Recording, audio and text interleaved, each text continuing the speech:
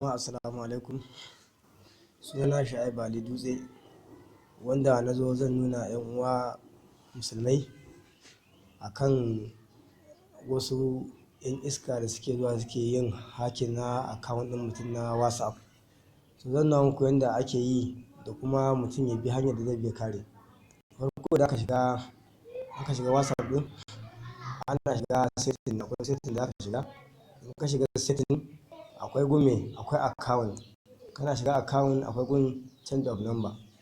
In ka yi gun change of number, gashi nan guda biyu. Akwai zaka ce enter your old phone number with the country code. Na biyu kuma za ce enter your new number with the country code. To duk wanda ka je ya kira ka ya ce wane za a turo ma wani code ka gaya mun abin da yake nan.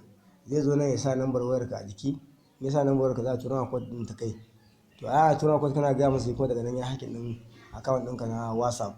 Ba za ka ƙara samun WhatsApp ɗinka ba, ko kuma zai ke amfani da a matsayin kai duk hotonka da zai ke amfani ya ƙwace ma shi kenan. To yanda ake yi ake dawo da shi kuma shine idan ya yi ma hakan sai ka je ka sake number, ka samu wani layi naka daban, sai ka rufe wancan ɗin ka ajiye ka daina amfani da shi tsawon kwana sati ɗaya ko sati biyu. Kaga kenan ka ɗan bashi ƙafa kamar ka daina amfani da wannan layi naka.